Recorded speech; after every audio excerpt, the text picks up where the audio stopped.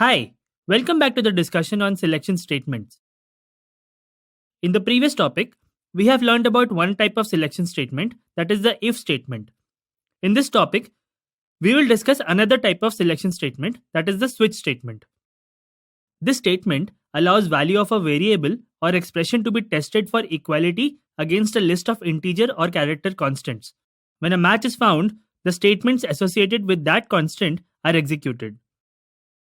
Here is the syntax of switch statement to understand this better. The expression written within switch statement is evaluated and its value is matched against the values of the constants specified in the case statements. When a match is found, the statement sequence associated with that case is executed until the break statement is reached. When the break statement is encountered, the program execution jumps outside the body of the switch statement. However, if the break statement is missing in a case statement, then the control continues right on all subsequent executable statements without checking the cases further. This process continues until another break statement is reached. If there is no break statement available, the control will keep executing all the statements in the case construct. This situation of falling of control to the following executable statements is called fall through. When no match is found, the default statement gets executed. We can illustrate the operation of the switch statement with the help of a figure like this. Now here is an example of a program to understand switch statements better. This program simulates a simple calculator. It takes two numbers and an arithmetic operator that can be plus, minus, multiplication or division from the user, and depending upon the operator entered by the user, it performs the operation on two numbers. Let's understand the program. Suppose a user enters two numbers and the plus operator. The program stores the numbers in the variables num1 and num2 and the operator in the variable operator. Now, the switch statement matches operator with the values of constants specified in the case statements.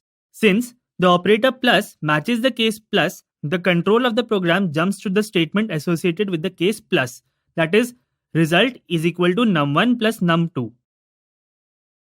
This statement calculates the sum of the numbers and stores the sum in the variable result. Next, the break statement transfers the control out of the switch block, that is to the statement printf. This statement prints the values num1, num2, operator and result on the screen. In this way, user gets the result of addition of the entered numbers in the output.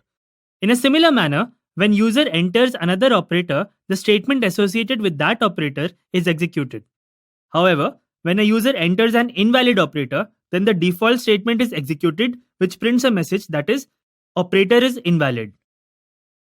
Let's execute the program. We enter the number 2 and 5 and then multiplication operator. It works. In the result, 10, that is the product of 2 and 5, is displayed.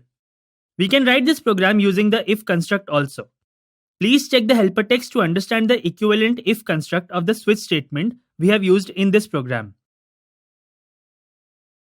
We have learned about switch and if-else statements. Both the statements perform the same function, that is, to select an alternative out of given many alternatives by testing a condition. But the way of operation of both the statements are different. Let's understand few differences in their operation. The switch statement can test for equality only, whereas the if-else statement can test a logic or relational expression. For example, switch statement cannot evaluate the expression x is greater than 10, while the if statement can evaluate this expression. Switch cannot handle ranges. Each case must be a single value. However, if-else can easily handle ranges. For example, case 1 to 10 is invalid, but if a is greater than or equal to 10 is valid. Switch statements only process an expression that evaluates to character or integer type. It cannot handle floating point numbers.